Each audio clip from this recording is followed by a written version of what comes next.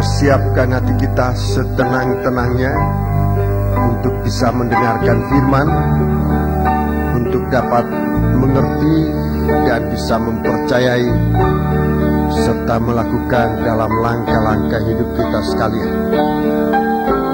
Bapa di surga, dalam nama Tuhan Yesus Kristus, kami menyembah Engkau sebab Engkau layak menerima segala persembahan puji, hormat, serta kebesaran Tuhan. Kami memuliakan Engkau buat semua kebaikan yang Engkau sudah nyatakan dalam kami sepanjang hari yang sudah kami lewati, dalam menghadapi banyak pekerjaan pelayanan, dalam mencari nafkah, kehidupan sehari-hari. Tetapi Engkau sudah benar-benar menyatakan penyertaan-Mu dalam kami, dengan bukti bahwa saat ini kami berada di sini untuk memuliakan Engkau, untuk mendengarkan firman-Mu, untuk menyembah Engkau Tuhan.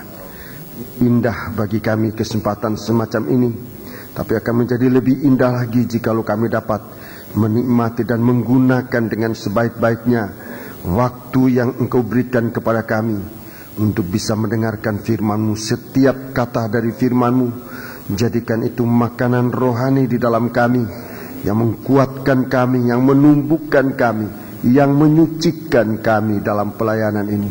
Terima kasih Tuhan, terima kasih. Kuasa-kuasa kegelapan yang bisa mengganggu, bisa menggoda saat kami mendengarkan firman-Mu, Tuhan, bersatu hati kami panggil nama Engkau buat usir dia. Di dalam nama Tuhan Yesus Kristus, segala setan kami perintahkan kamu semua dalam nama Yesus, pergi. Darah Yesus yang berkuasa. Terima kasih Tuhan, haleluya. Terima kasih, segala puji hormat dipersembahkan bagi Dikau di dalam nama Tuhan Yesus Kristus, haleluya, amin.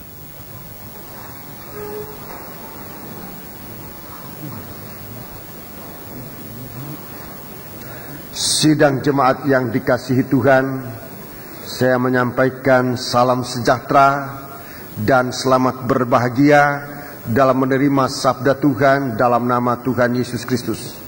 Bagi saudara-saudara, rekan-rekan hamba Tuhan, para gembala-gembala yang menggunakan kesempatan bersekutu dalam suatu persekutuan Bible Study pembukaan firman pada malam ini, saya menyampaikan selamat datang bagi saudara-saudara, dan marilah kita akan menggunakan waktu ini untuk menekuni firman Tuhan.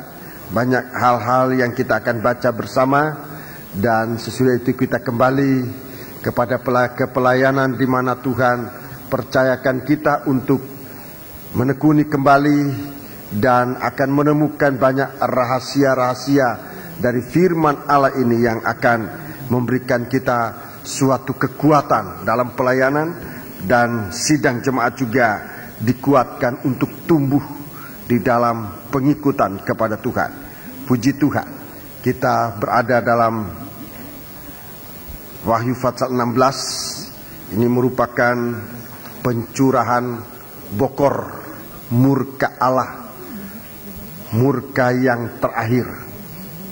Tetapi kalau kita membaca, mendengar tentang pencurahan bokor ini, bukan berarti bahwa Tuhan mau memurkai kita, tetapi justru untuk memberikan kita suatu peringatan agar kita bisa berjaga-jaga di hari-hari yang jahat ini, supaya kita dapat hidup menikmati kasih Allah. Dan kalau kita menikmati kasih Allah, hukuman atau murka Allah itu tidak akan jatuh atas kehidupan kita sekalian ini. Puji Tuhan.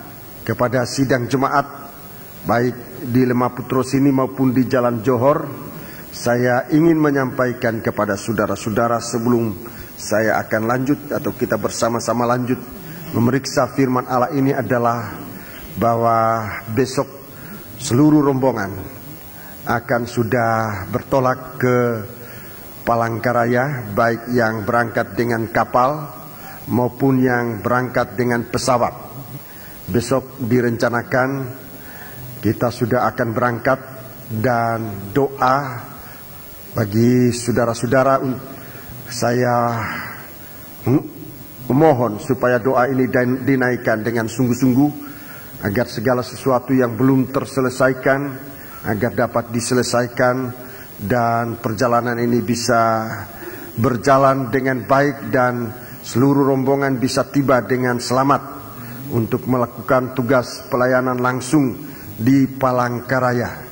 Perjalanan kali ini memang mempunyai warna tersendiri, mempunyai kesulitan tersendiri, tetapi biar kita tetap mempercayakan diri kepada Tuhan, bahwa sebagaimana Tuhan sudah menetapkan kehendaknya dalam kita, Dia juga yang akan mengikut beserta dengan kita dalam pelayanan ini. Dia akan berjalan bersama kita, memberikan kita kemenangan dan pertolongan. Semua rasanya memang kita menghadapi banyak hal-hal yang bisa mengganggu konsentrasi kita, tetapi berdoalah sungguh-sungguh. Baik para rombongan, setiap rombongan saya mohon untuk berdoa. Setiap anggota rombongan, tua muda, wanita maupun pria, supaya berdoa. Bahkan jika ada anak kecil yang akan ikutkan serta juga dalam doa. Kita berdoa secara satu kesatuan, tim doa, apalagi saudara-saudara yang sudah memilih hari-hari doa, jam-jam doa, ataupun dengan puasa, laksanakanlah ini dengan segenap hati, supaya perjalanan ini memuliakan nama Tuhan. Dan pada minggu yang akan datang, mulai hari Senin, pada hari besok Sabtu kebaktian tetap biasa, kebaktian kaum muda kecuali kaum wanita. Sabtu besok kebaktian kaum muda tetap ada, dan dalam kebaktian ini doa dari kaum muda juga kami butuhkan untuk perjalanan ini. Di dalam kebaktian besok, saya mohon kebaktian kaum muda jangan lupa menaikkan doa ini. Kebaktian pada hari Minggu tetap berjalan sebagaimana biasa. Pada hari Minggu jam 8:30 di tempat ini, dan sore hari di Jalan Johor jam 5:30 sore. Tetap berjalan sebagaimana biasa. Tetapi pada hari Senin, Selasa dan Rebu, di dua gereja ini akan ada kebaktian doa, baik di Lemah-Putro maupun di Johor. Saya adakan demikian sebab berbagai-bagai pertimbangan. Saya merasa dalam dua gereja ini perlu kita ambil atau gunakan merupakan tempat untuk berdoa, merupakan benteng yang kuat, di mana dua gereja ini harus berada dalam kekompakan berdoa. Saudara yang dekat dengan Jalan Johor, silakan berdoa, atau saudara lebih senang berdoa di sini, silakan datang ke sini. Tidak ada larangan, tidak ada paksaan, tetapi himbauan supaya kita semua berdoa, baik di Lemah-Putro maupun di Jalan Johor. Jamnya sama setiap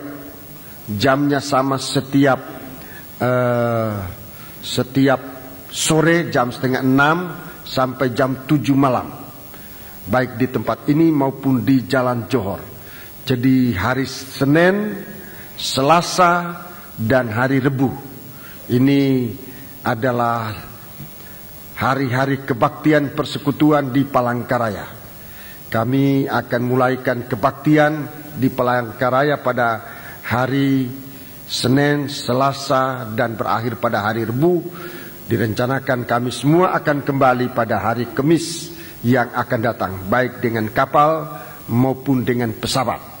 Segala perkembangan mohon saudara ikuti. Kami akan mengirimkan segala perkembangan baik per telepon maupun dengan fax, apa saja yang dapat digunakan. Puji Tuhan. Itulah penyampaian bagi kita sekalian. Dan saudara-saudaraku rombongan, perhatikan pengumuman yang sudah disampaikan, yang mungkin masih ada akan disampaikan. Sudah tidak ada lagi? Masih ada pengumuman yang mungkin akan disampaikan. Untuk saudara dengarkan baik-baik menyangkut jam-jam keberangkatan, baik kapal maupun pesawat, jam berkumpul. Tapi yang pasti saya mohon supaya jangan lupa bawa payung. Hari-hari ini hari hujan. Saudara-saudaraku, sentolop sebab kita berada di daerah, bisa sewaktu-waktu lampu mati dan kita ada lampu yang perlu kita gunakan. Ini hal-hal kecil, dan juga cover diperkecil, jangan cover besar yang dibawa, sebab perjalanan sulit dari kapal ke bis. Bisnya tidak seperti bis di Jawa, dan kalau kita bawa cover yang besar ditakutkan tidak masuk di bagasi dan bisa ketinggalan. Begitu juga dengan pesawat yang kita gunakan, saudara-saudaraku, tempat bagasinya itu kecil, dan bijaksanalah memilih pakaian yang kita bisa bawa, jangan berlebihan, tapi juga jangan sampai kekurangan, dan kita akan melayani Tuhan. Jangan ada gangguan dalam pikiran maupun dalam perhatian kita. Puji Tuhan. Mari, terima kasih buat perhatian saudara-saudara. Wahyu pasal 16. Wahyu pasal yang ke-16. Kita masih berada pada bahagian bokor yang ke-6, cawan yang ke-6, murka yang ke-6. Tidak mengapa kita ulangi membaca ayat 12 sampai dengan ayat yang ke-16. Ayat 12 sampai dengan ayat yang ke-16. Dan malaikat yang ke-6 menumpahkan cawannya ke atas sungai yang besar, sungai Efrat. Lalu keringlah airnya, supaya siaplah jalan bagi raja-raja yang datang dari sebelah timur. Dan aku melihat dari mulut naga, dan dari mulut binatang, dan dari mulut nabi palsu itu, keluar 3 roh najis yang menyerupai katak. Ya, keluar 3 roh najis yang menyerupai roh katak.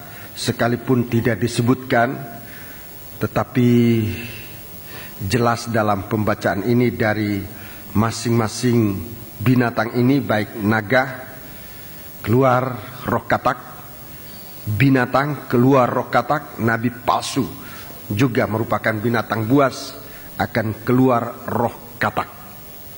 Mari. Itulah roh-roh setan yang mengadakan perbuatan-perbuatan ajaib, dan mereka pergi mendapatkan raja-raja di seluruh dunia untuk mengumpulkan mereka guna peperangan pada hari besar, yaitu hari Allah yang Maha Kuasa. Iya, ada peperangan. Jadi hari Allah ini, hari Allah yang besar ini merupakan suatu peperangan.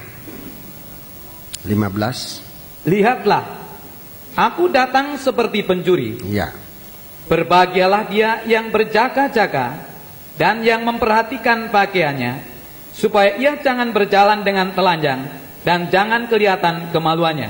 Terus? Lalu ia mengumpulkan mereka di tempat yang dalam bahasa Ibrani disebut Harmagedon. Iya, disebut Harmagedon. Sehingga peperangan yang besar ini disebut juga Perang Harmagedon. Ini peperangan yang memang besar. Saya tidak bisa menceritakan sebab memang peperangan ini hanya sekali ini terjadi. Sesudah ini, sebelumnya belum pernah terjadi. Sesudah ini tidak akan pernah terjadi lagi. Dan mari kita berjaga dalam ayat yang ke-15 ditegaskan kembali. Dalam ayat yang ke-16 ditegaskan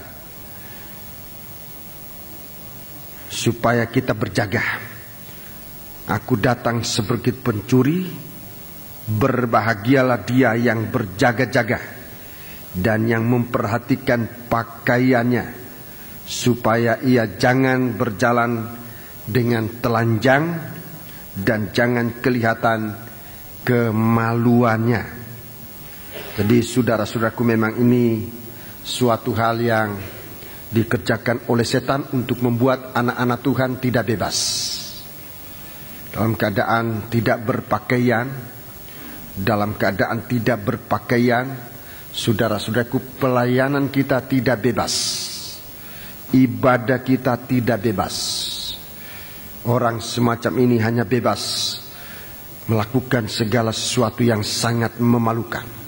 Sebab itu lagi Tuhan katakan, berbahagia jikalau kita berjaga-jaga. Malam ini saya bersama saudara akan memeriksa tentang ayat yang ke-12. Kita mulai ayat yang ke-12 tentang Sungai Efrat. Sungai Efrat menjadi kering dan bahkan menjadi jalan bagi raja-raja yang datang dari sebelah timur. Sungai Efrat menjadi kering. Sungai Efrat ini pertama kali kita menemukan dalam kitab Kejadian. Kitab Kejadian pasal yang kedua. Baik kita membaca dalam kitab Kejadian pasal yang kedua. Kitab Kejadian pasal yang kedua. Di sana kita menemukan 4 sungai. Ayat 10 sampai dengan ayat 14. Kita baca. Ada suatu sungai mengalir dari Eden. Iya. Untuk membasahi taman itu. Iya. Dan dari situ sungai itu terbagi menjadi 4 cabang. Iya, jadi sebuah sungai yang terbagi menjadi 4 cabang. Sebuah sungai yang dalam alirannya kemudian menjadi 4 cabang. Baca terus. Yang pertama namanya Pison. Ya. Yakni yang mengalir mengelilingi seluruh tanah Hawila, tempat emas ada. Ya, tempat emas ada. Sungai Pison, tempat emas ada. Sungai Pison, tempat emas ada. Kita nanti akan ke Palangkaraya. Di sana sungai-sungai bagaikan sungai Pison ini. Banyak emas. Sekarang ini saudara-saudaraku, emas timbul di sungai-sungai ini. Begitu gampang mereka menemukan emas. Dan di tengah-tengah suasana krismon sekarang ini, daerah itu malah timbul dan malah menghasilkan banyak penghasilan. Menemukan banyak uang. Mereka menambang emas secara manual, menggunakan alat-alat tradisional, sudah menemukan uang. Tetapi bahaya lain timbul, sebab dengan mengganggu, dengan mengoyak-ngoyak sungai ini, buaya punya sarang diganggu, sehingga buaya merajalela menyerang manusia. Jadi jangan enak-enak cari emas lupa buayanya. Buayanya datang cep, sampai di koran, di TV juga dikabarkan itu. Jadi memang jelas kita tidak boleh lengah.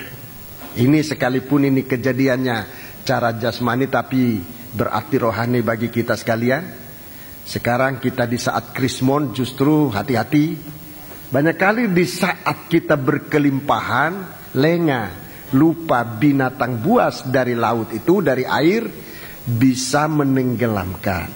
Itu pengertian rohaninya yang harus kita jaga dalam suasana ada berkat. Banyak orang yang malah diterkam buaya, tidak lagi muncul, hilang.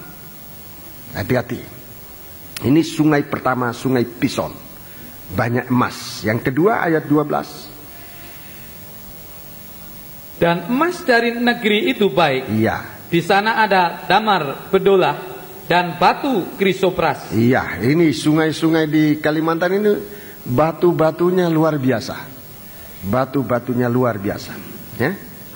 Baca terus. Nama sungai yang kedua ialah Gihon. Bahaya sungai yang kedua ialah Gihon.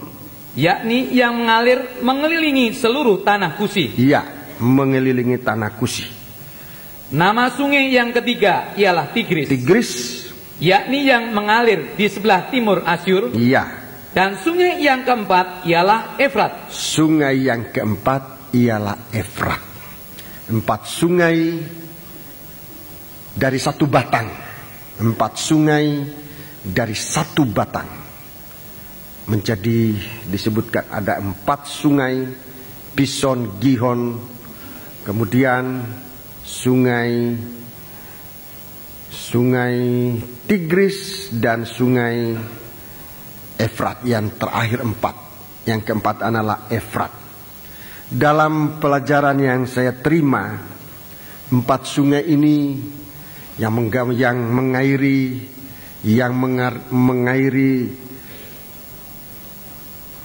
Firdaus ini menggambarkan tentang 4 Injil yang mengalir di tengah-tengah sidang jemaat.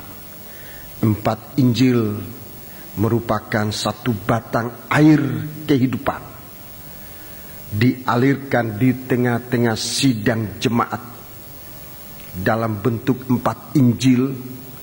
Injil Matius itu yang pertama, Injil Markus yang kedua, Injil Lukas yang ketiga, dan yang keempat Injil Yohanes.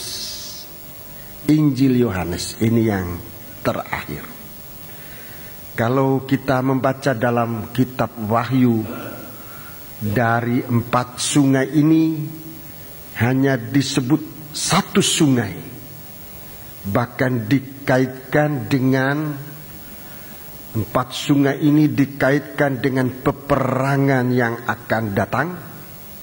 Dengan peperangan yang akan datang kita mungkin akan menjadi tahu, dan saya ingin juga menyampaikan kepada saudara malam ini. Sungai yang keempat ini tadi saya sudah katakan dalam urutannya ini bicara tentang Injil Yohanes. Memang merupakan satu Injil yang sangat lain sifatnya dari 3 Injil sebelumnya. Sebab Injil Matius menceritakan Yesus sebagai Raja. Yesus sebagai Raja ini masih gampang diterima oleh manusia. Kalau kita katakan Yesus itu Raja, manusia masih bisa terima. Kemudian kalau kita katakan yang kedua, Yesus sebagai hamba, Injil Markus, manusia masih bisa terima dengan akal. Yang keempat lebih lagi. Yang ketiga lebih lagi. Kalau kita katakan Yesus adalah manusia, manusia sangat bisa menerima. Jadi rasanya 3 Injil ini tidak terlalu menjadi masalah dalam alam pikiran manusia, dan jarang dipertentangkan yang Injil yang 3 ini, ya. Tapi yang sangat dipertentangkan adalah keilahian dari Yesus Kristus. Dia adalah firman menjadi manusia. Dia adalah firman menjadi manusia. Ini yang sangat dipertentangkan di hari-hari. Saudara perhatikan dalam perjalanan pengajaran mempelai ini sejak perjanjian lama sampai dalam perjanjian baru ini, saudara-saudara. Begitu kita berbicara bahwa Yesus itu adalah Allah, dan ini sesuatu hal yang banyak kali diperdebatkan banyak. Tetapi saudara-saudaraku, semakin diperdebatkan,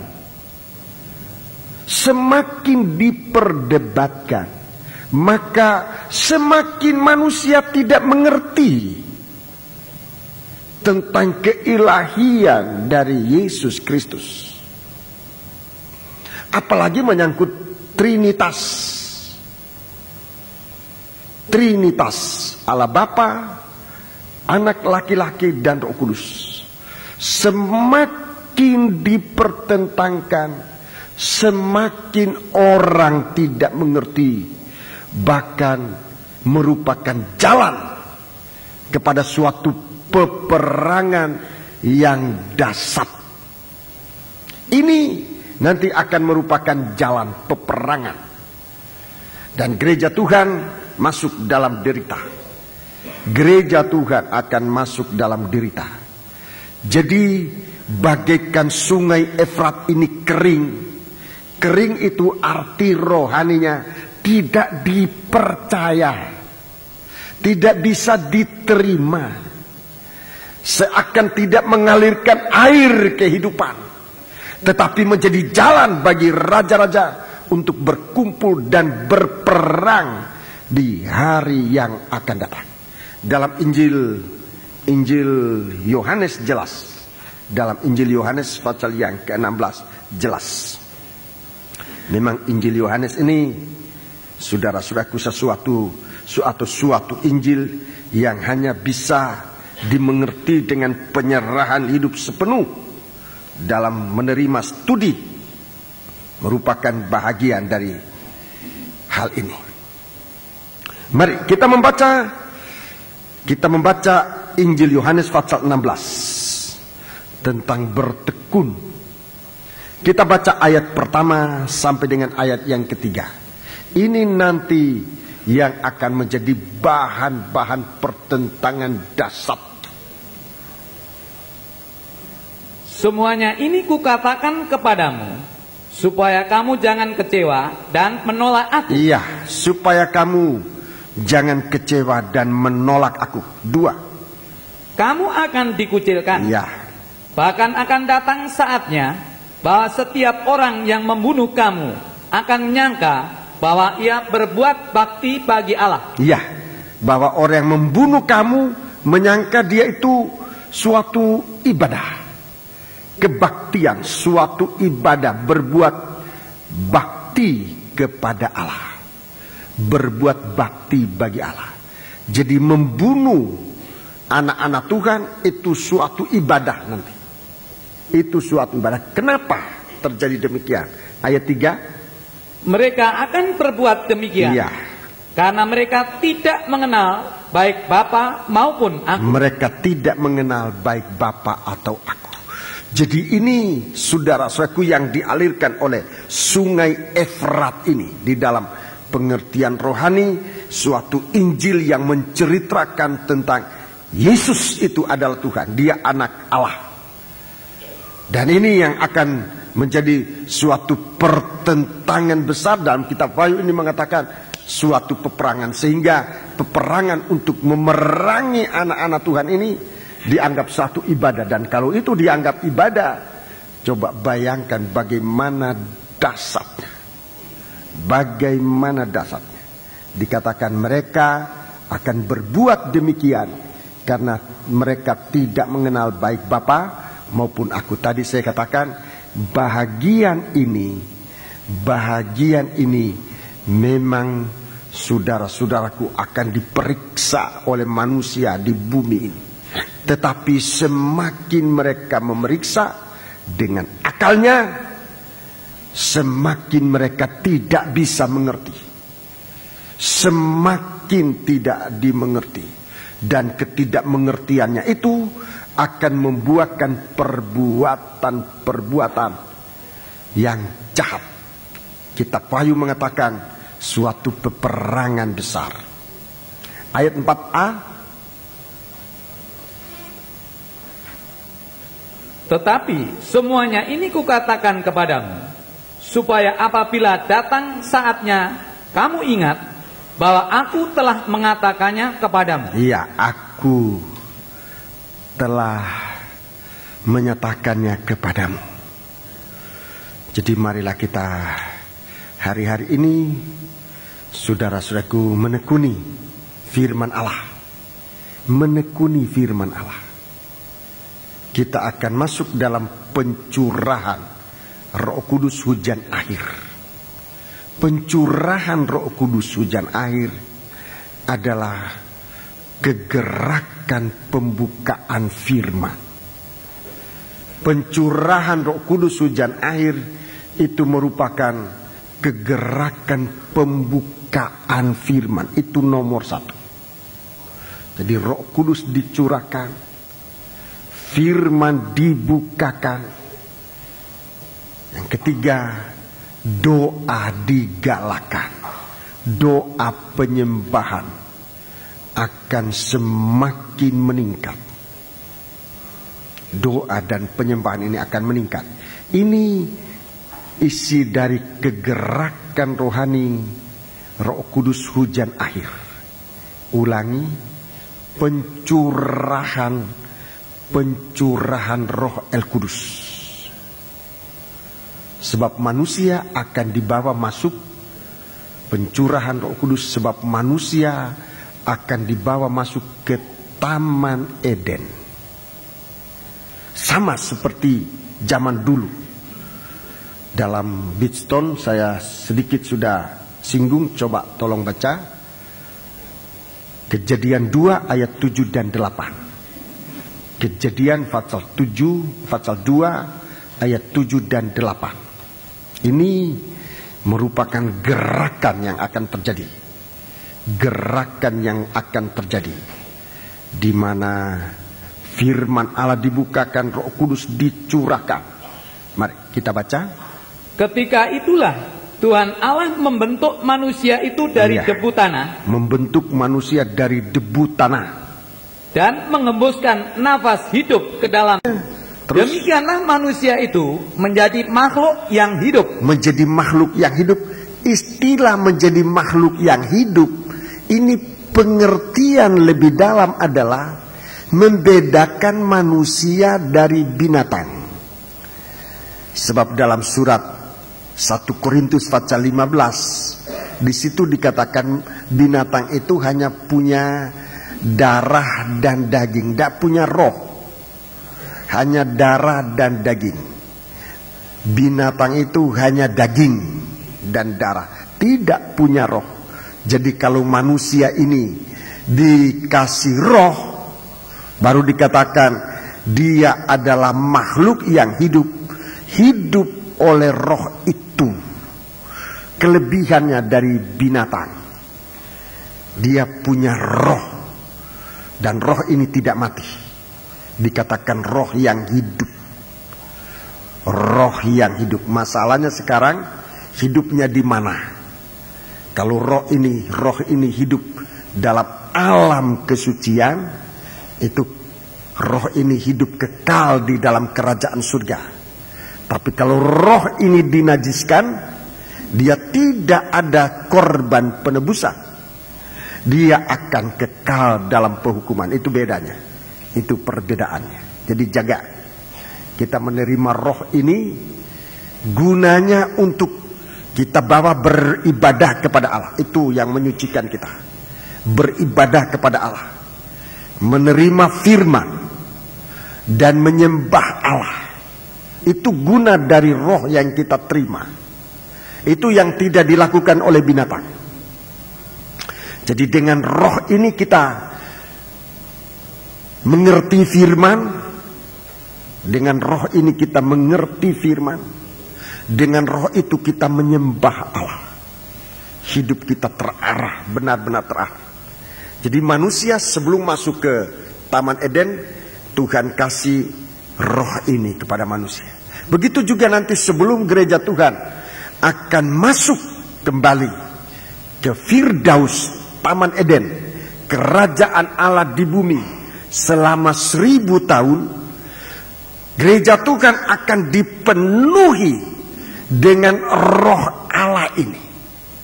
Gereja Tuhan akan dipenuhi dengan roh Allah. Sehingga saat itu semua anggota gereja itu mengerti firman.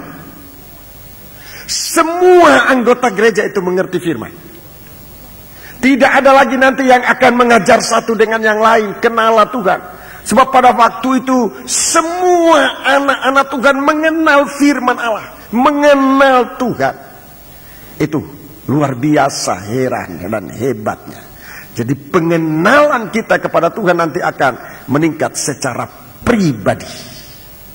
Dalam ayat 8 tadi belum dibaca. Sudah dibaca ya?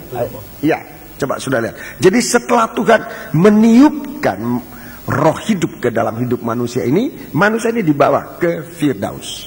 Baca. Selanjutnya, Tuhan Allah membuat Taman Eden di sebelah timur. Di sebelah timur. Disitulah ditempatkannya manusia yang dibentuknya itu. Iya, terima kasih. Disitulah dibentuknya manusia. Disitulah ditempatkannya manusia yang telah dibentuk itu. Istilah dibentuk ini, saudara-saudaraku, tetap mengingatkan kembali kita tentang gereja Tuhan. Gereja Tuhan juga dibentuk menjadi tubuh Kristus.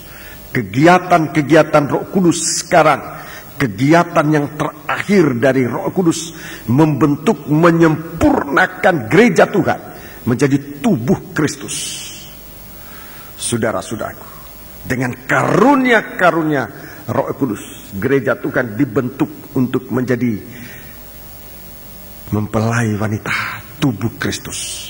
Dan ini kita jangan bermain-main, sebab Tuhan katakan mengolok, menghujat Roh Kudus tidak ada ampunnya. Menghujat Allah Bapa masih diampuni, Allah Anak atau Anak Allah masih diampuni, tapi kalau menghujat Roh Kudus tidak ada ampunnya lagi, tidak bisa diampuni. Menghujat pekerjaan Roh Kudus, pekerjaan Roh Kudus yang terakhir adalah membentuk gereja Tuhan menjadi mempelai wanita. Dan ini yang banyak diolok nanti, saudara-saudaraku. Ini yang akan diejek, dicemooh dalam 1 Petrus pasal 3, 2 Petrus pasal 3 tentang kedatangan Yesus sebagai mempelai pria, itu akan dicemooh orang di akhir zaman. Dan ini tidak ada ampunnya. Jadi demikian, saudara-saudaraku, gereja Tuhan ini akan dibentuk oleh Tuhan, akan dibentuk oleh Tuhan menjadi mempelai wanita yang sama seperti mempelai pria.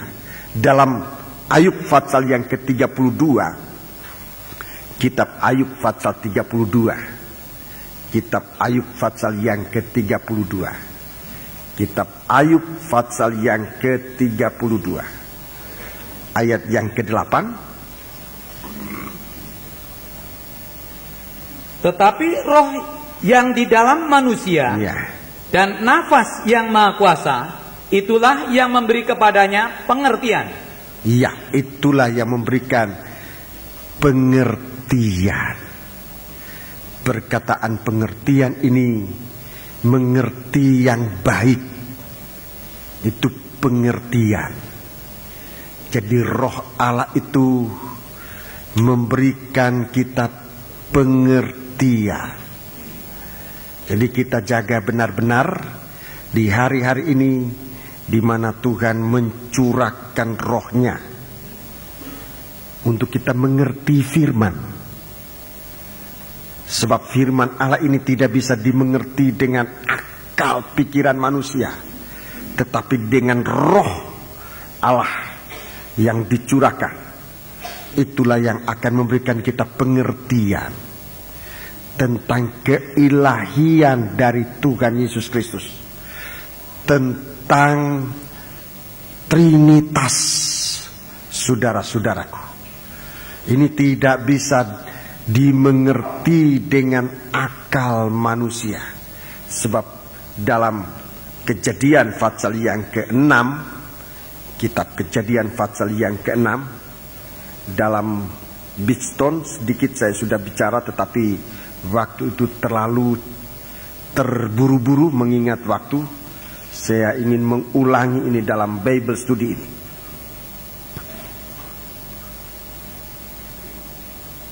Kita membaca ayat 1 sampai dengan ayat yang ketiga. Ketika manusia itu mulai bertambah banyak jumlahnya di muka bumi, dan bagi mereka lahir anak-anak perempuan, maka anak-anak Allah melihat bahwa anak-anak perempuan manusia itu cantik-cantik. Lalu mereka mengambil istri dari antara perempuan-perempuan itu, siapa saja yang disukai mereka. Jadi akhir zaman ini nanti kenajisan ini merajalela, terutama dalam nikah. Dijaga ini. Dalam ayat ini menggunakan istilah menikah dengan siapa saja, atau dengan perkataan kawin dengan siapa saja. Ini berbahaya. Ini zamannya sekarang nikah dengan siapa saja. Jadi bukan jodoh dari Tuhan, tapi menikah dengan siapa saja. Ini bahaya betul. Bahaya betul. Kita nanti akan melihat bagaimana kalau roh najis ini sudah lahir, sudah berwujud katak, satu katak yang pertama, katak yang kedua, katak yang ketiga. Ini, baca terus. Berfirmanlah Tuhan, Ya. Rohku tidak akan selama-lamanya tinggal di dalam manusia. Ya, rohku tidak akan selama-lamanya tinggal dalam manusia. Karena manusia itu adalah daging. Iya, manusia itu jadi daging. Manusia itu hanya daging dan darah. Terus? Tetapi umurnya akan 120 tahun saja. Iya, jadi saat manusia ini hanya nanti disebut tinggal daging aja, justru di tahun yang ke-120 ini. Tahun yang ke-120 kita ini berada pada tahun yang ke-120. 120 bicara tentang tahun Yubel, ya. Dan 1 tahun Yubel itu sama dengan 50 tahun kalender. Sehingga kalau 120 tahun ini berarti 6.000 tahun. Kita ini berada pada tahun yang ke-5.998. Itu cara kalender. 5.998. Sebentar lagi tahun yang ke-6.000 itu. Di sana nanti kita akan melihat, saya merasa bahwa manusia ini masih hidup sebagai manusia biasa. Manusia ini masih sebagai manusia biasa. Tetapi roh Allah sudah ditarik dari manusia. Saat manusia yang tidak percaya kepada Tuhan, saudara-saudaraku, saat manusia yang tidak percaya, baik bapa maupun anak itu, roh Allah yang memberi pengertian itu ditarik. Roh Allah yang memberi pengertian kepada manusia ini sudah ditarik kembali. Jadi roh yang pernah ditiupkan oleh Tuhan kepada manusia, tidak kepada binatang, kepada manusia dalam Kejadian pasal 2 ayat 7, itu akan ditarik menjelang akhir tahun ke-120 ini, tahun ke-6.000 ini. Sehingga saudara perhatikan, jika roh Allah ditarik dari manusia, dan Tuhan katakan manusia hanya daging jua, manusia itu hanya akan daging. Maafkan saya gunakan istilah, manusia itu nanti berkualitas binatang. Dan bahkan dalam kitab Wahyu dikatakan binatang buas dimanapun manusia itu berada. Kalau manusia itu berada di bumi, dia akan menjadi daging yang buas. Kalau mungkin dia berada di langit sana, dia akan menjadi daging yang buas. Jika memungkinkan ada manusia di laut, di dalam laut sana, manusia akan buas. Jadi dimanapun manusia nanti akan melarikan dirinya, tanpa roh Tuhan, manusia itu akan ditampilkan bagikan daging buas yang hanya ditangkap dan akan dibinasakan. Itu dalam surat Petrus. Saudara perhatikan. Mari kita melihat di dalam ayat yang kelima. Ayat yang kelima. Ini kalau manusia ini tinggal daging saja, hanya daging tanpa pengertian. Kalau manusia ini hanya manusia daging tanpa pengertian, yang ada hanya naluri, yang hanya adalah insting, itu pun tidak dapat digunakan untuk mengenal Allahnya. Jadi manusia ini yang nanti tinggal hanya insting, hanya naluri, itu pun tidak mampu digunakan untuk mengenal Tuhan. Dalam surat Yudas itu jelas disebutkan. Mari kita membaca ayat 5. Ayat 5. Ketika dilihat Tuhan bahwa kejahatan manusia besar di bumi, Ya, dan bahwa segala kecenderungan hatinya, kecenderungan hati yang tidak ada roh Allah lagi, kecenderungan hatinya selalu membuahkan kejahatan semata-mata. Iya, selalu membuahkan kejahatan. Jadi kecenderungan hati manusia ini nanti hanya kepada kejahatan. Tidak ada lagi suatu pengertian. Nggak ada pengertian. Hanya kejahatan. Yang ada di dalam hati manusia ini hanya kejahatan. Itu sebabnya manusia akhir zaman itu Alkitab mengatakan binatang buas. Binatang buas. Orang yang jahat bagaimanapun. Orang yang jahat bagaimanapun jahatnya. Tapi kalau dia itu masih rasa takut kepada Tuhan, berarti masih ada setitik yang baik di dalam dia. Masih ada mungkin hanya satu titik yang baik, tapi masih ada.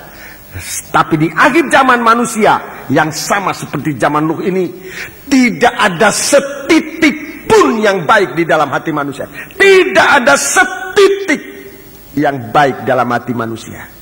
Yang ada hanyalah kejahatan, kenajisan. Saudara-saudaraku, sebab manusia tidak menggunakan lagi sungai Efrat.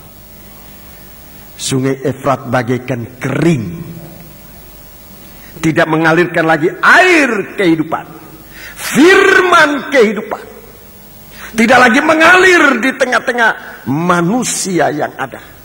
Ditolak menjadi kering, di mana Yesus akan tampil menjadi benih ilahi. Itu ditolak oleh manusia. Yesus menjadi benih ilahi akan ditolak oleh manusia, sehingga manusia ini akan benar-benar hanya daging melulu. Saya ulangi benih ilahi. Saya ulangi benih ilahi. Injil Matius pasal 1. Saya sekalipun ini sudah berulang-ulang, tapi tidak mengapa diulangi lagi, sebab saya ingin menunjukkan bahwa bagaikan sungai Efrat itu kering. Manusia tidak lagi menerima aliran air kehidupan, di mana benih ilahi dialirkan di tengah-tengah manusia, supaya manusia ini menjadi suatu makhluk yang hidup. Mari kita membaca benih ilahi yang pertama. Benih ilahi yang pertama, ayat yang ke-20. Matius pasal 1 ayat 20. Tetapi ketika ia mempertimbangkan maksud itu, malaikat Tuhan nampak kepadanya dalam mimpi dan berkata, Yusuf anak Daud, janganlah engkau takut mengambil Maria sebagai istrimu. Sebab anak yang di dalam kandungannya adalah dari Roh Kudus. Adalah dari Roh Kudus. Jangan takut. Jangan takut. Di akhir zaman manusia akan dirundung dengan keadaan. Manusia akan takut menjelang hari Tuhan.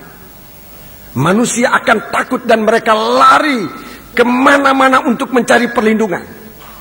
Sama seperti Yusuf. Manusia akan takut dan melarikan diri. Yusuf ini orang, dikatakan dia adalah orang yang tulus hati.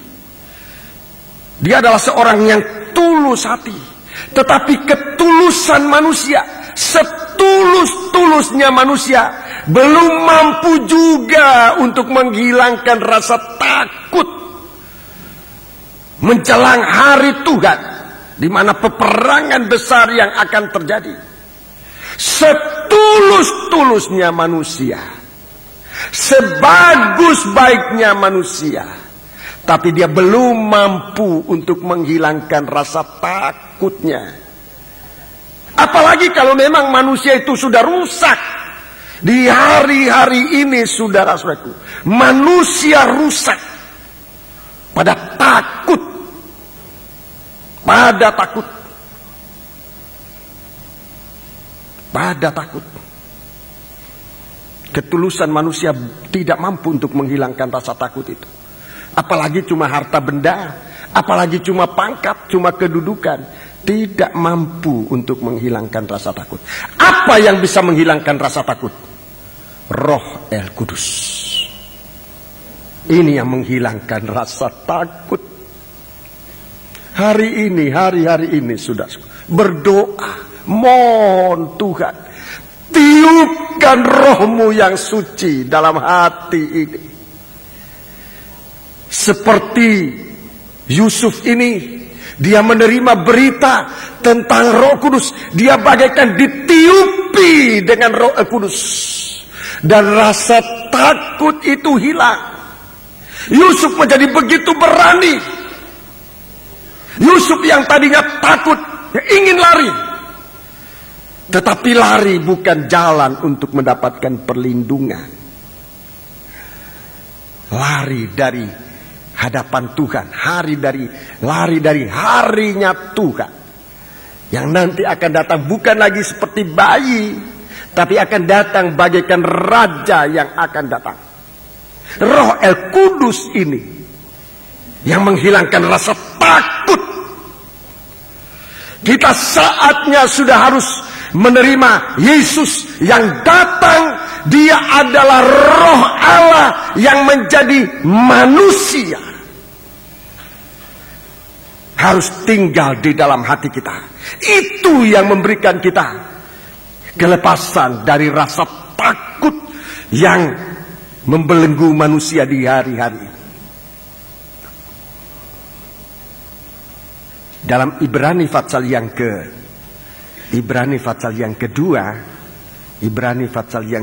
saudara-saudara, kita melihat bagaimana aktivitas dari benih ini di dalam manusia.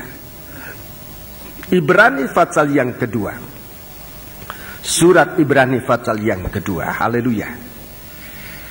Jadi, saudara-saudaraku, banyak yang membuat orang sekarang takut, gelisah. Masyarakat, terutama di negeri kita ini, kita gelisah. Kita benar-benar gelisah. Dalam banyak hal, orang kaya gelisah, orang miskin gelisah, pejabat gelisah, semua kita gelisah, siapapun juga. Bahkan gereja-gereja ikut-ikutan gelisah.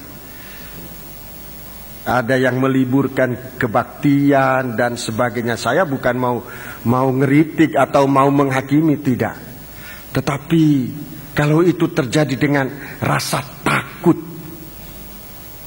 bagaikan sungai Efrat itu sudah kering. Padahal sungai Efrat itu dijadikan oleh Tuhan menjadi batas. Menjadi batas, itu batas negeri yang dijanjikan oleh Tuhan. Tapi kalau Efrat kering, saudara-saudaraku, itu malah jadi jalan. Sungai Efrat ini sebetulnya menjadi batas sebelah timur dari negeri yang dijanjikan oleh Tuhan kepada Ibrahim. Negerimu akan berbatasan dengan sungai Efrat di sebelah timur. Sebenarnya menjadi benteng. Benih ilahi yang mengalir dalam sungai ini, itulah Roh Kudus harus menjadi benteng. Benteng. Supaya kita merasa aman. Dalam Ibrani pasal yang kedua, mari kita baca. Ibrani pasal yang kedua. Ibrani pasal yang kedua. Ayat 16 dan 17. Sebab sesungguhnya bukan malaikat-malaikat yang ia kasihani, tetapi keturunan Ibrahim yang ia kasihani. Ya, keturunan Ibrahim, itulah ia kasihan. Ayat 14 sekarang.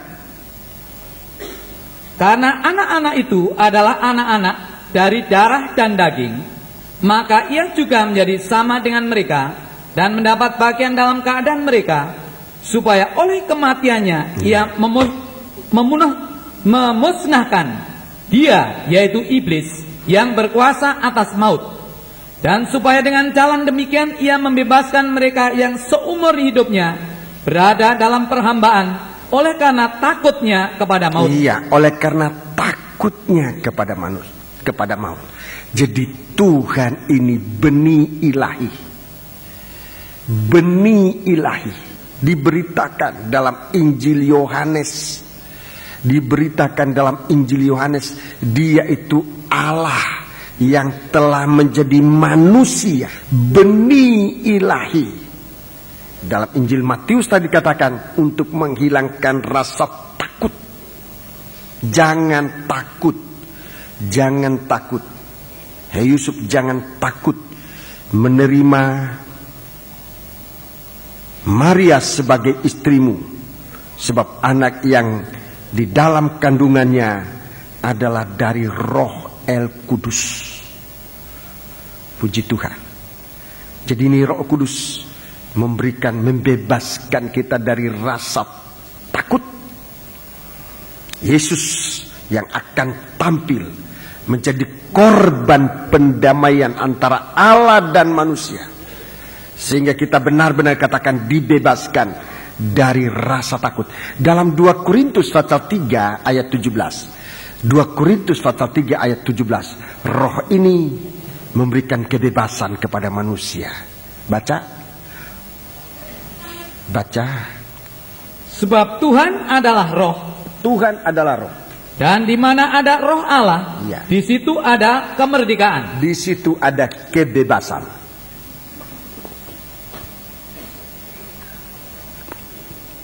Di mana ada roh Allah, di situ adalah kebebasan.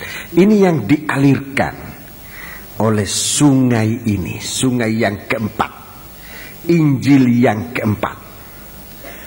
Yesus itu roh menjadi manusia untuk menghilangkan rasa takut yang ada dalam manusia ini, supaya manusia itu punya kebebasan di hari Tuhan.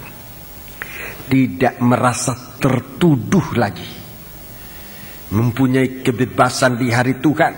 Dan kalau manusia yang ada kebebasan ini berdoa kepada Tuhan, doanya didengar dan dijawab oleh Tuhan. Jadi kalau manusia ini dibebaskan oleh tuduhan daging, hati manusia yang hanya cenderung kepada daging berbuat jahat itu, maka dengan kebebasan itu manusia ini bisa berdoa dan doanya didengar serta dijawab oleh Tuhan. 1 Yohanes 3, tolong sebut ayatnya. 1 Yohanes pasal 3. 1 Yohanes pasal 3. Jadi kalau hati nurani ini, kecenderungan hati ini dibebaskan dari hukuman itu, dari kejahatan itu, maka manusia bisa berdoa menyembah Allah. Tolong baca ayatnya. Ayat 20. Ayat 20, 1 Yohanes 3 ayat 20. Sebab jika kita dituduh olehnya, Allah adalah lebih besar daripada hati kita. Dituduh oleh hati nurani yang kecenderungannya hanya berbuat jahat ini. Jika daging itu menuduh, maka Allah lebih besar. Terus serta mengetahui segala sesuatu. Iya, mengetahui, punya pengertian. Sebab roh itu sudah mendiami hati kita. Kita mempunyai pengertian. Terus, saudara-saudaraku yang kekasih, jikalau hati kita tidak menuduh kita, maka kita mempunyai keberanian percaya mempunyai untuk mendekati Allah. Keberanian percaya untuk mendekati Allah.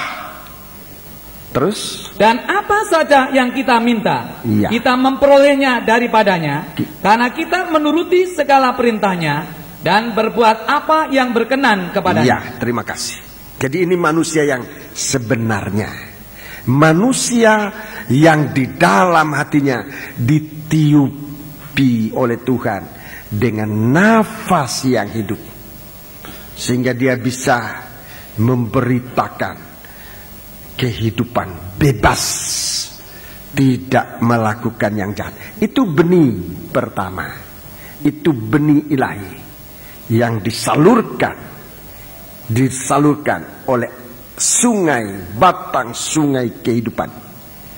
Dan khusus yang menceritakan tentang ini adalah Injil Yohanes, bicara tentang Yesus adalah anak Allah. Puji Tuhan. Dalam Yohanes pasal yang ketiga, Injil Yohanes pasal 3, supaya kita pun menjadi anak-anak Tuhan, ya. Kita juga diubahkan oleh Tuhan.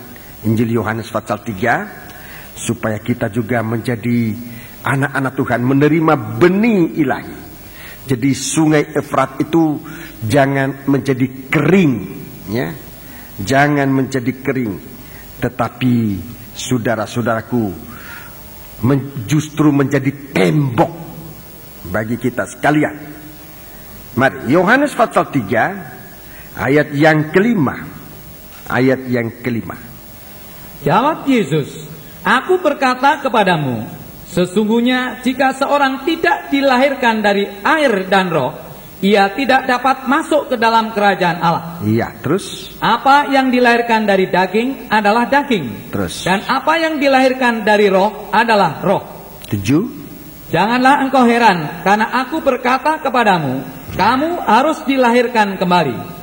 Angin bertiup kemana ia mau, dan engkau mendengar bunyinya, tetapi engkau tidak tahu dari mana ia datang atau kemana ia pergi. Terus? Demikianlah halnya dengan tiap-tiap orang yang lahir dari roh. Ya, bebas. Benar-benar bebas. Tidak diperhamba oleh rasa takut. Jadi roh Allah ini, saudara-saudaraku, membebaskan manusia dari rasa takut. Injil Yohanes pasal 1, ini benih yang kedua. Injil Yohanes pasal 1, ini benih yang kedua. Injil Yohanes pasal 1, ini benih yang kedua. Ayat yang pertama, pada mulanya adalah firman. ya, pada mulanya adalah firman. Firman itu bersama-sama dengan Allah, dan firman itu adalah Allah. Ayat 4, di dalam dia ada hidup, dan hidup itu adalah terang manusia. iya, Telah menjadi manusia, iya, dan diam di antara kita, dan kita telah melihat kemuliaannya, yaitu kemuliaan yang diberikan kepadanya sebagai anak tunggal Bapa, penuh kasih karunia dan kebenaran. iya, terima kasih. Ini benih yang kedua yang dialirkan dalam sungai, saya sebut saja sungai Efrat, sungai yang keempat, yang sebenarnya merupakan tembok untuk membatasi dunia dengan negeri yang dijanjikan oleh Tuhan kepada Ibrahim. Selama itu mengalirkan air kehidupan, yaitu roh Allah ada di dalamnya. Di sana, sini yang kedua, firman. Firman itu memberikan kita kehidupan. Firman itu memberikan kehidupan, bahkan mengangkat kita. Jadi firman Allah, firman itu disebut firman kehidupan, itu mengangkat kita, bukan hanya bebas dari rasa takut, tetapi mengangkat kita menjadi imam-imam dan raja-raja, hidup untuk selama-lamanya, tidak terkalahkan. Jadi sini dikatakan bahwa Allah itu, Yesus itu adalah firman yang menjadi manusia. Di dalamnya ada kehidupan, sehingga firman ini disebut juga firman hidup. Wahyu pasal 1, kitab Wahyu pasal 1, dalam surat 1 Yohanes juga pasal 1 disebutkan. Tapi kita sekarang membaca, baiklah kita baca mulai dari 1 Yohanes pasal 1. Saya menunjukkan ini firman kehidupan. Untuk apa firman kehidupan ini? Mari. Jadi firman kehidupan, firman itu ada untuk apa? 1 Yohanes pasal 1. Mari kita membaca ayat 1 mulai. Apa yang telah ada sejak semula, yang telah kami dengar, yang telah kami lihat dengan mata kami, yang telah kami saksikan, dan yang telah kami raba dengan tangan kami, tentang firman hidup.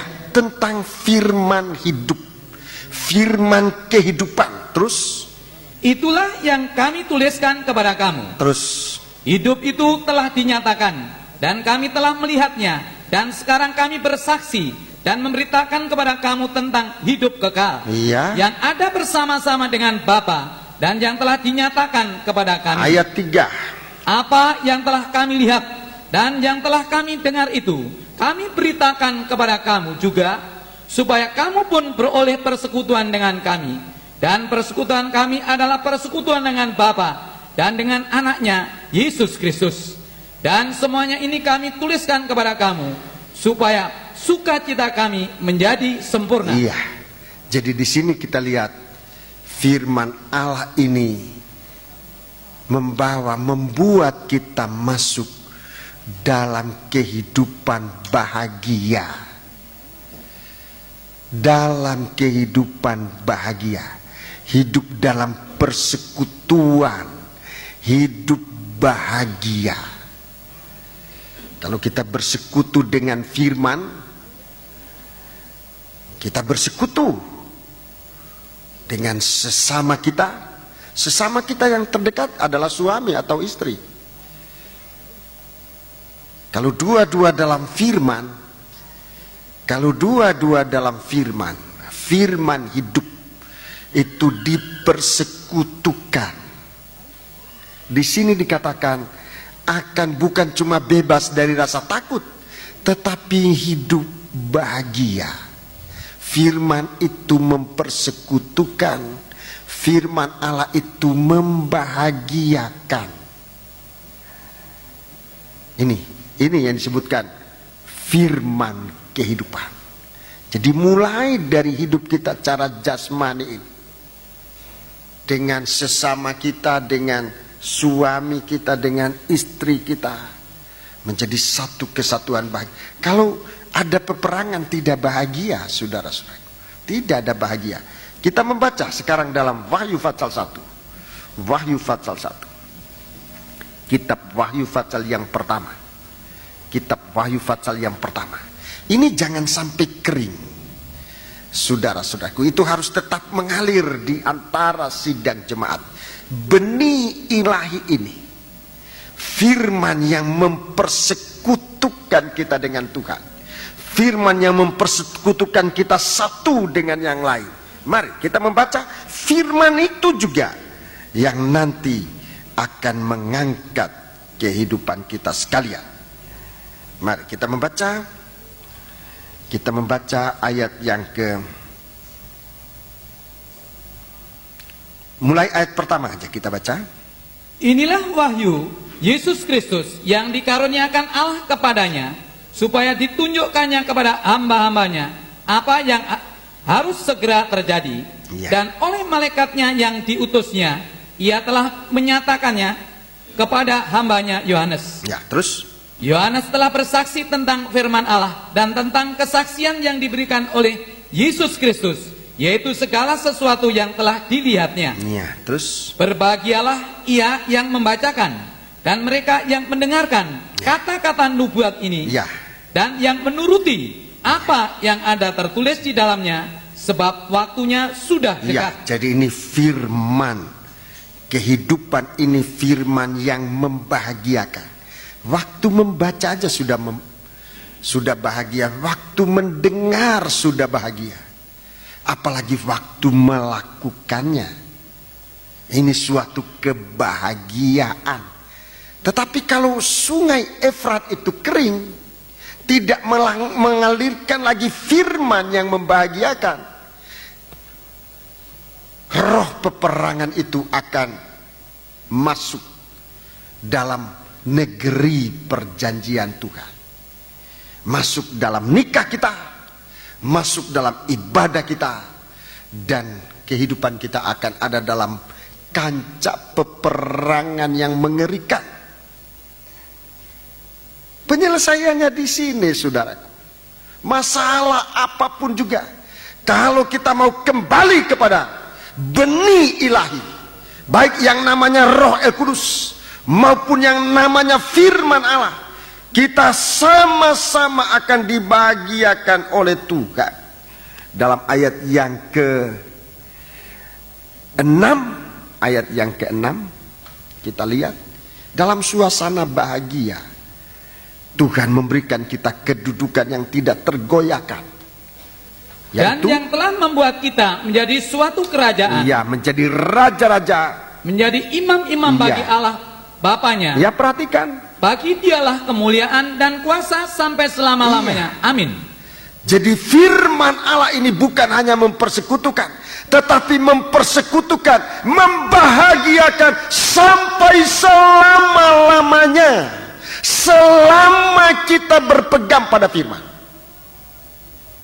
Selama kita berpegang pada firman, saudara-saudaraku, sungai Efrat akan menjadi benteng untuk melindungi janji Allah di dalam manusia.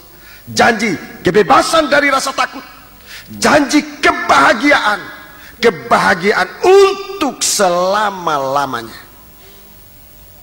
Dalam Injil Yohanes pasal 1, Injil Yohanes pasal 1, kita pun harus dilahirkan dari firman.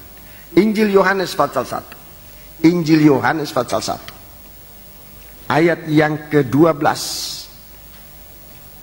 Injil Yohanes pasal 1 ayat 12 dan 13. Tetapi semua orang yang menerimanya diberi kuasa supaya menjadi anak-anak Allah. Iya. Yaitu mereka yang percaya dalam namanya. Percaya pada namanya. Terus?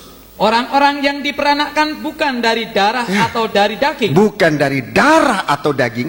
Bukan pula secara jasmani oleh keinginan seorang laki-laki. Terus? Melainkan dari Allah. Iya, dari Allah. Ini orang yang hidupnya kekal.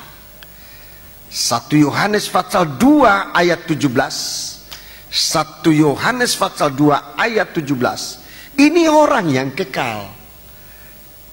Kekal dalam kebahagiaan. Injil Yohanes pasal 2 ayat 12. Ayat 17. Injil 1 Yohanes pasal 2 ayat 17. 1 Yohanes pasal 2 ayat 17. Dan dunia ini sedang lenyap dengan keinginannya. Dunia ini akan lenyap. Ini tanda dari dunia ini akan lenyap dengan keinginannya.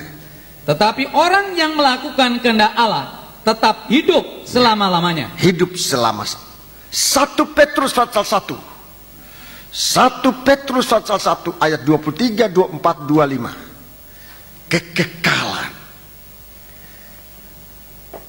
Karena kamu telah dilahirkan kembali. Iya. Bukan dari benih yang fana, tetapi dari benih yang tidak fana. Iya. Oleh firman Allah yang hidup dan yang kekal. Yang hidup dan yang kekal.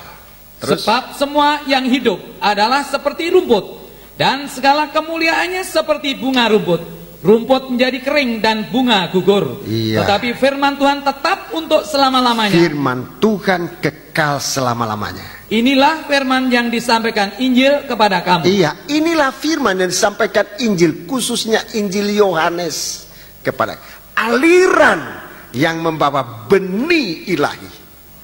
Itulah firman Allah. Aliran yang menjadi benih ilahi.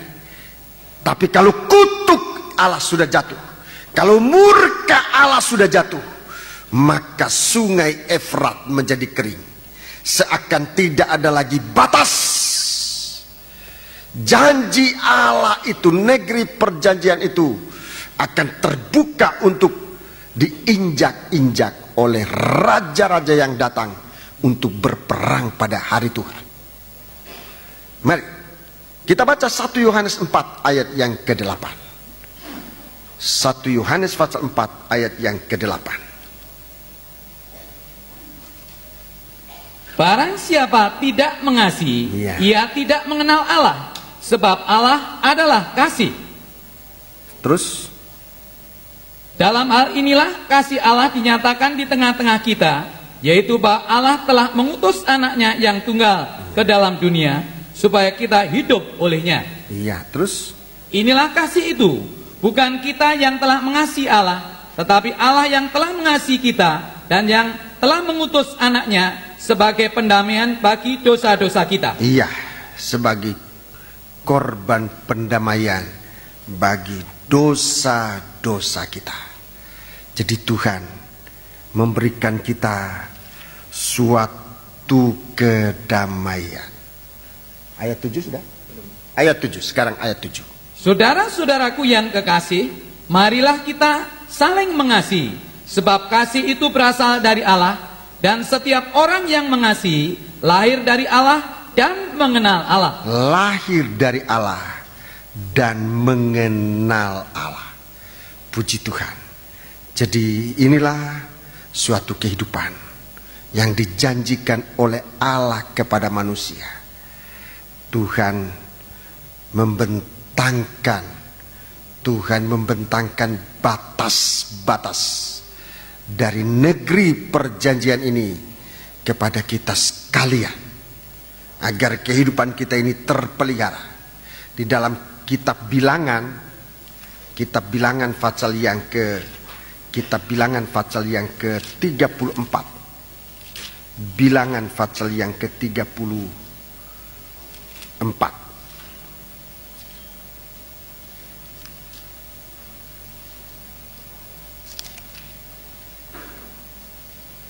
Bilangan pasal yang ke-34.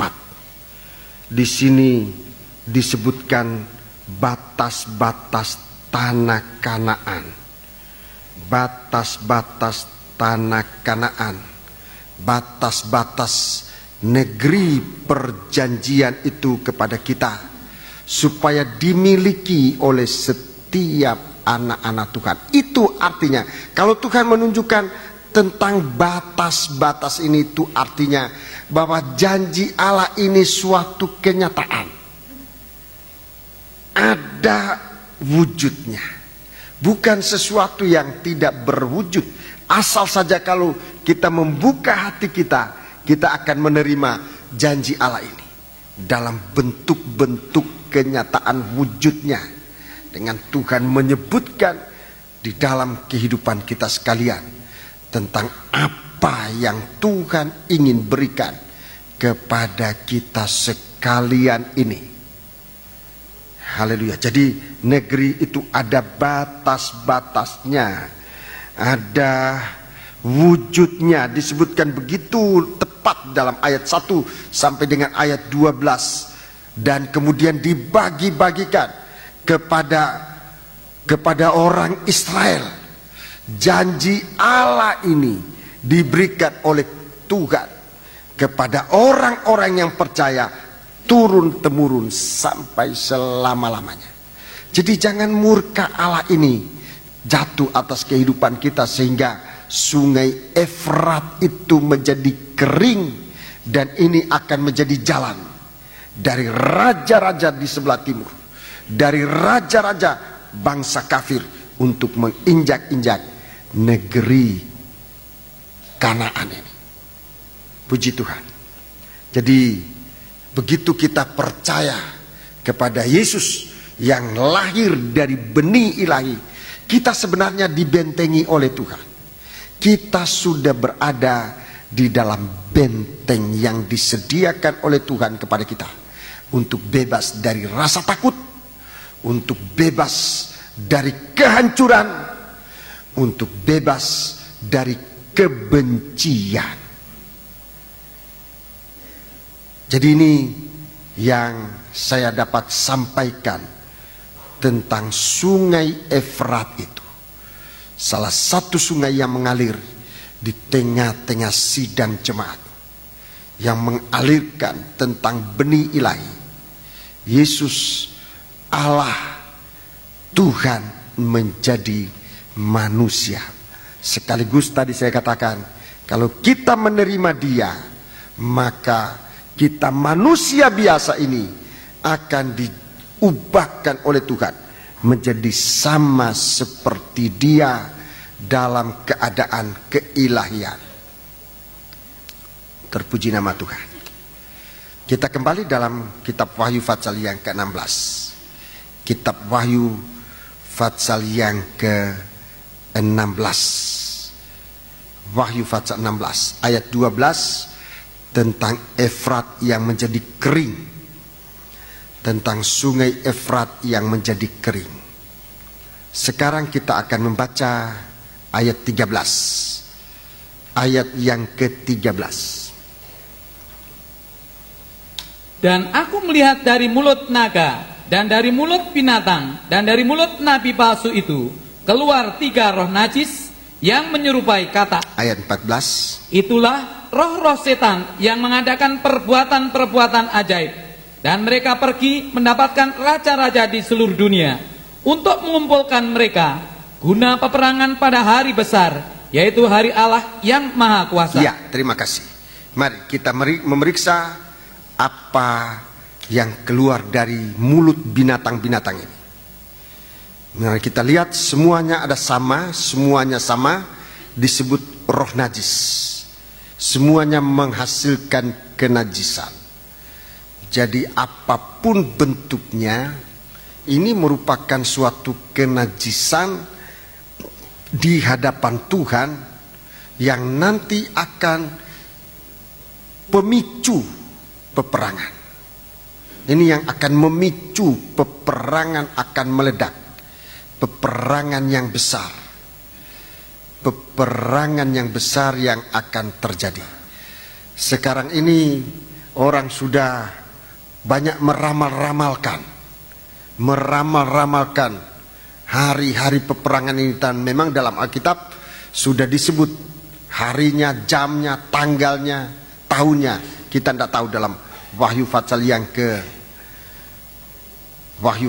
ke-7 ya. Nah, Wahyu Fatsal 9. Wahyu Fatsal 9. Jadi dari tepi sungai Efrat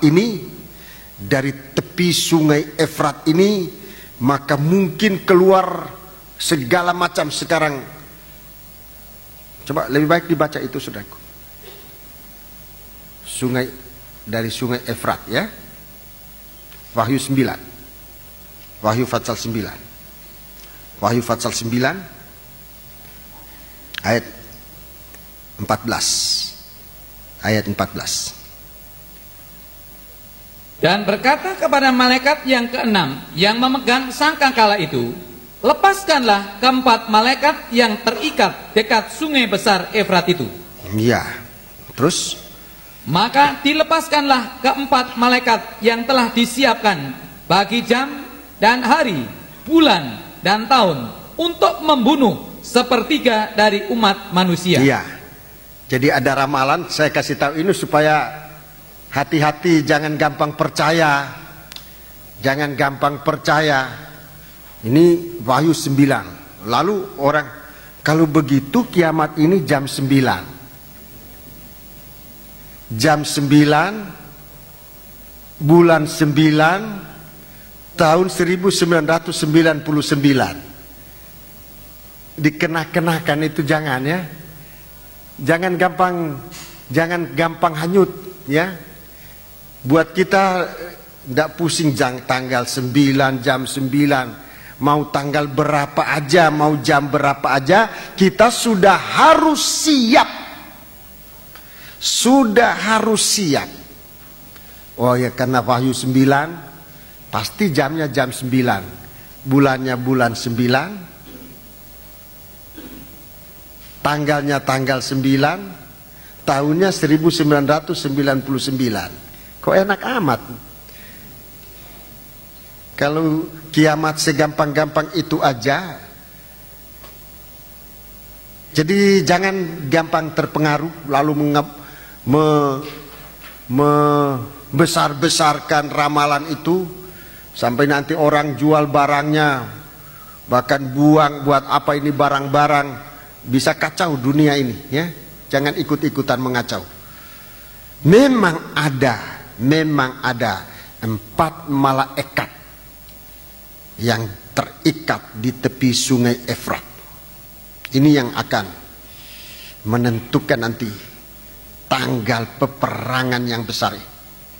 Entah tanggal berapa, entah bulan berapa, bagi kita tidak disuruh hitung. Memang ada ayatnya mengatakan dalam 1 Tesalonika pasal 5 ayat 1 tentang zamannya, tentang harinya, tidak perlu kita hitung-hitung. Tetapi biar kita sekarang masuk di dalam terang firman Allah yang terang. Firman itu memberi kita kehidupan. Jangan firman Allah ini arus yang memuat arus yang memuat benih ilahi kering, tetapi tetap kita terima sungai air yang dari sungai kehidupan itu untuk kita hidup di dalamnya. Mari, Wahyu 16 ayat yang ke-13 tadi tentang 3 macam katak, 3 macam roh najis, 3 roh najis, ya, 3 roh najis, 3 roh najis.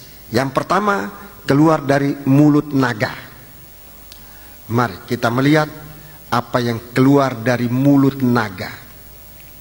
Secara garis besar dulu saya akan memberitahu kepada saudara. Dalam perjanjian lama, kitab Kejadian pasal 3 mulai ayat pertama jelas. Dari mulut ular itu keluar perkataan dusta. Itu jelas, ya. Itu dari mulut naga keluar perkataan dusta. Itu jelas, ya. Dari mulut naga, dari mulut ular keluar perkataan dusta. Dalam Injil Injil Yohanes, ini dibaca Injil Yohanes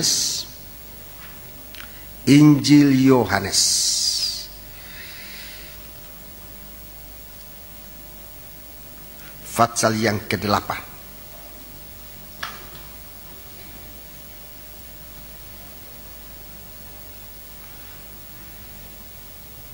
Ayat yang ke-44. Injil Yohanes pasal 4 ayat 44. Pasal 8, ya. Injil Yohanes 8 ayat 44. Iblislah yang menjadi bapamu, dan kamu ingin melakukan keinginan-keinginan bapamu. Ia adalah pembunuh manusia sejak semula, dan tidak hidup dalam kebenaran, sebab di dalam dia tidak ada kebenaran. Apabila ia berkata dusta, ia berkata atas kehendaknya sendiri, sebab ia adalah pendusta dan bapa segala dusta. Iya, ini setan ini atau ular ini pendusta, bapa pendusta. Itu jelas di dalam perjanjian lama, tepatnya dalam kitab Kejadian pasal 3. Mulai ayat pertama, ia mendustai manusia. Dalam ayat pertama 2, 3, ia mendustai manusia. Manusia ini bisa didustai dan kemudian jatuh. Manusia mati di dalam dosa-dosanya. Dalam perjanjian baru kita lihat yang keluar di sini tidak lagi disebut binatang biasa, tapi sudah binatang buas, ular naga. Mari kita membaca kitab Wahyu pasal 12. Kitab Wahyu pasal yang ke-12. Kitab Wahyu pasal yang ke-12 ayat yang ke-15. Ular itu, ular naga. Kita baca lebih dahulu ayat yang ke-8 supaya kita tahu namanya. Ayat 9. Dan naga besar itu, ya, naga besar itu, si ular tua yang disebut iblis atau setan. Iya, atau setan. Terus yang menyesatkan seluruh dunia, dilemparkan ke bawah, ia dilemparkan ke bumi bersama dengan malaikat-malaikatnya. Iya, jadi di perjanjian baru namanya sudah banyak. Ular menjadi ular tua, naga besar, iblis, setan. Mari kita lihat apa yang keluar dari mulut ular ini. Ayat 15. Lalu ular itu menyemburkan dari mulutnya air sebesar sungai. Iya, air sebesar sungai. ke arah perempuan itu supaya ia dihanyutkan sungai itu. Dihanyutkan oleh sungai itu. Dihanyutkan oleh sungai ini. Ini cara pembunuhan besar-besaran yang akan diadakan oleh setan. Sasarannya adalah gereja Tuhan. Itu sasarannya. Sasarannya adalah gereja Tuhan yang akan dihanyutkan, yang akan dibunuh oleh ular ini, oleh setan itu. Ayat 16. Tetapi bumi datang menolong perempuan itu. Iya. Ia membuka mulutnya dan menelan sungai yang disemburkan naga itu dari mulutnya. Iya. Jadi ini yang keluar dari mulut ular. Kemudian Wahyu 16 disebutkan semua ini roh najis, menyerupai katak. Jadi dari perjanjian lama, perjanjian baru, kemudian dalam Wahyu 16 dijelaskan semua itu roh najis. Jadi bohong itu adalah roh najis yang sumbernya adalah setan. Sumbernya adalah setan. Air yang keluar dari mulut ini juga air kenajisan. Sungai kenajisan yang akan menghanyutkan manusia. Menghanyutkan, sasarannya adalah gereja Tuhan. Sasarannya adalah gereja Tuhan. Sasaran daripada setan ini adalah gereja Tuhan. Akan mengeluarkan suatu aliran yang besar dari mulutnya. Pengajaran-pengajaran dusta, pengajaran-pengajaran sesat, saudara-saudaraku, yang akan menghanyutkan gereja Tuhan. Itu gereja Tuhan itu sasaran. Pengajaran sesat sekarang ini, pengajaran-pengajaran sesat adalah diarahkan oleh setan kepada gereja Tuhan, supaya gereja Tuhan hanyut dalam pengajaran sesat. Gereja mana yang bisa hanyut? Gereja yang tidak berpegang teguh kepada kebenaran firman Allah. Itu sebabnya dalam gereja Tuhan mutlak dibutuhkan Bible study, penjelasan firman Allah yang dalam, yang rinci, yang kuat, yang benar, supaya gereja Tuhan punya pegangan. Dan kalau firman Allah ini menjadi pegangan dari gereja Tuhan, saudara-saudaraku, maka saat setan mau mengejar, maka firman Allah ini akan tumbuh bagaikan rapi oleh Roh Kudus.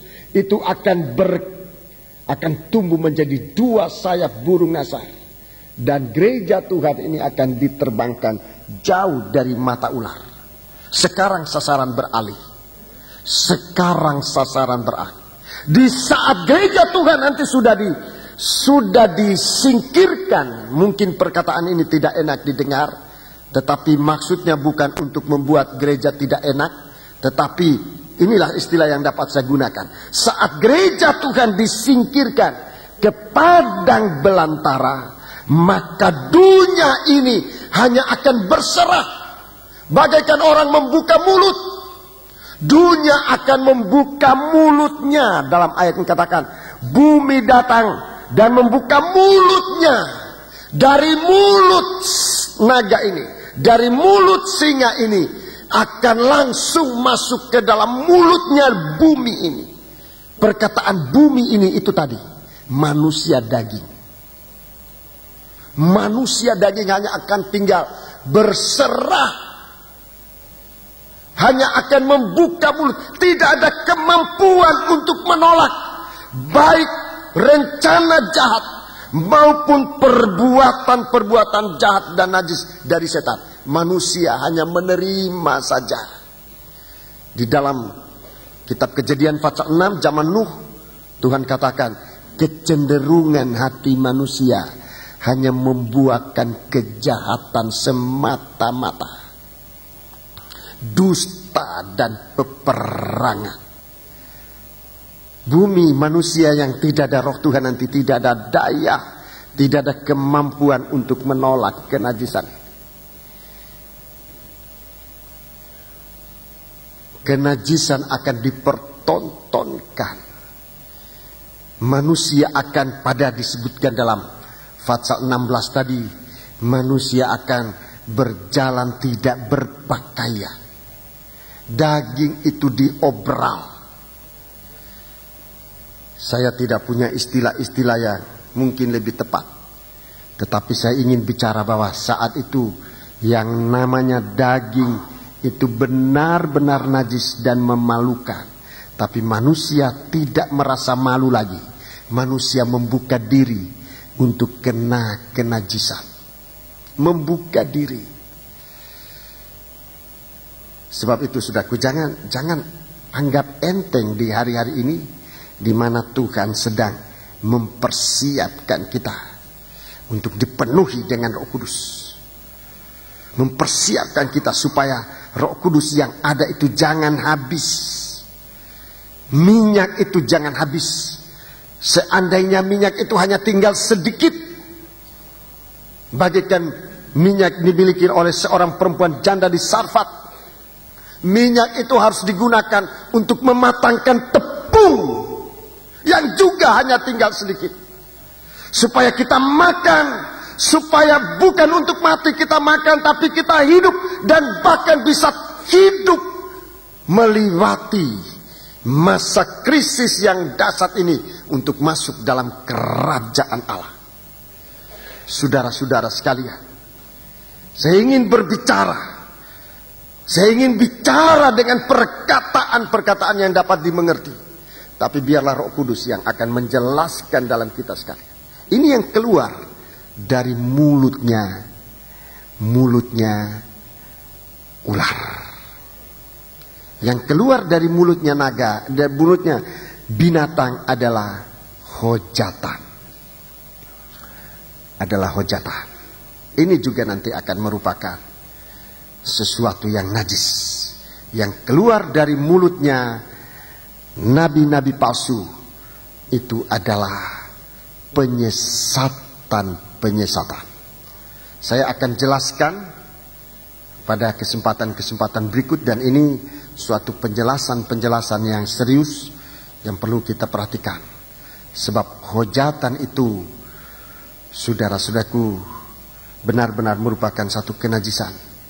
Saya sudah pernah jelaskan, tetapi saya merasa Tuhan masih akan memberikan penjelasan lebih dari apa yang sudah dijelaskan pada waktu yang lalu saat kita membuka Wahyu Fatsal yang ke-13.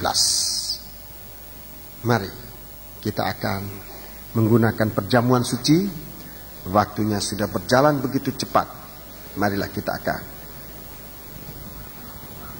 berdiri, kita melakukan dari nyanyian rohani 201. Mari.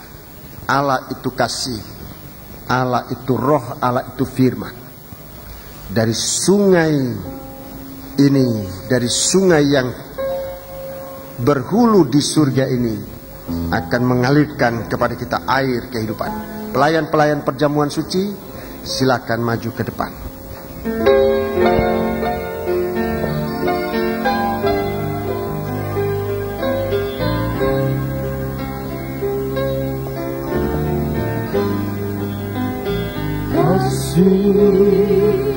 Dari surga memenuhi tempat ini, kasih dari Bapa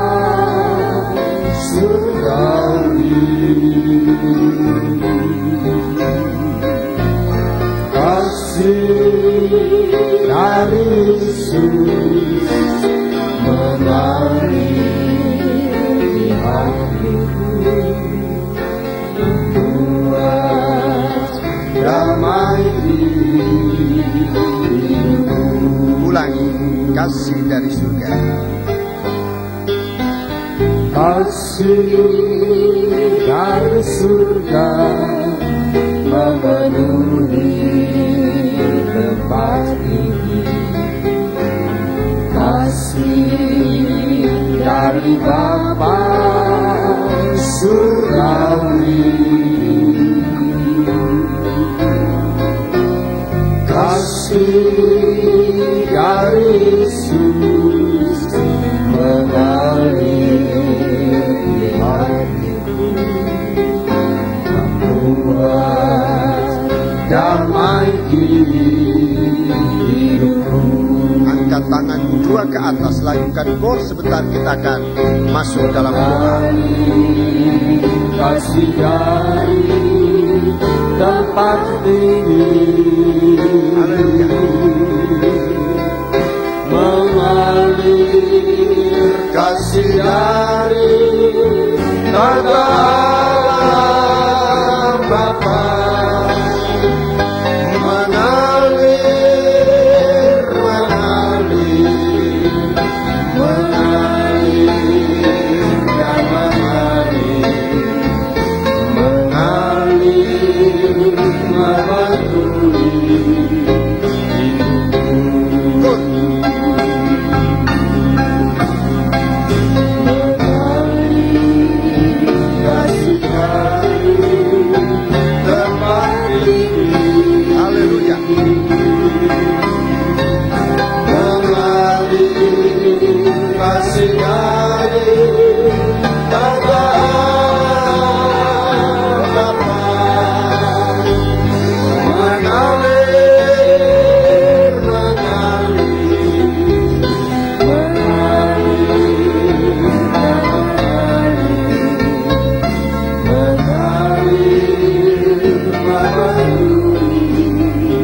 Tangan, tundukkan kepala, tutup mata, kita lakukan kor dengan ini.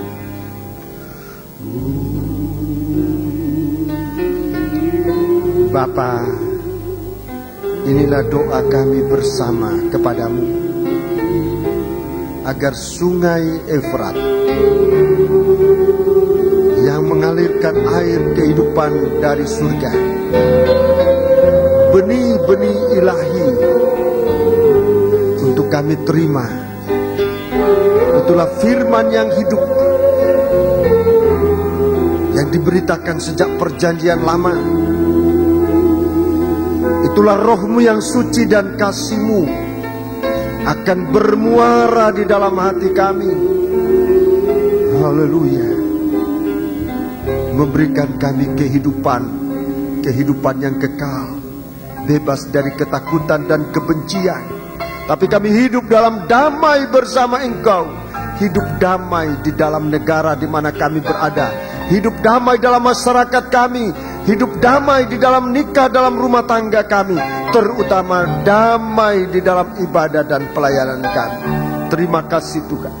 Malam ini Engkau menyediakan bagi kami tubuh dan darah-Mu, menjadi korban pendamaian. Oh Tuhan, di tengah-tengah kami sudah disiapkan. Kami akan mengulurkan tangan kami untuk mengambil, untuk kami makan, untuk kami minum, untuk kami alami rasa bebas dari ketakutan, untuk kami alami kehidupan yang kekal dalam Engkau. Akan kami alami kasih-Mu Tuhan. Ampuni segala dosa kami. Sebelum kami ulurkan tangan kami ingin mengucapkan syukur terima kasih kami kepadamu. Angkat tangan dua ke atas, ucapkan syukurmu. Kesempatan yang diberikan, kita mengucap syukur kepada Allah. Haleluya. Terima kasih Tuhan. Terima kasih. Terima kasih. Kami panjatkan kepada Engkau. Kami percaya oleh kasih-Mu Engkau mengampuni dosa kami. Oleh firman-Mu kami Engkau menghidupkan kami. Oleh roh-Mu Engkau membebaskan kami dari rasa takut. Dan kami akan hidup dalam Dikau untuk menghadapi hari kedatangan. Turunkan tangan sekarang Tuhan. Memberkati kiranya perhimpunan kami, supaya apa yang kami terima ini bukan roti dan anggur, tapi kami terima tubuh dan darah-Mu Tuhan. Haleluya. hanya layakkanlah kami menerima berkat dari perjamuan suci ini yang akan kami terima di dalam nama Tuhan Yesus Kristus. Haleluya. Amin. Mari kita lakukan nyanyian ini sementara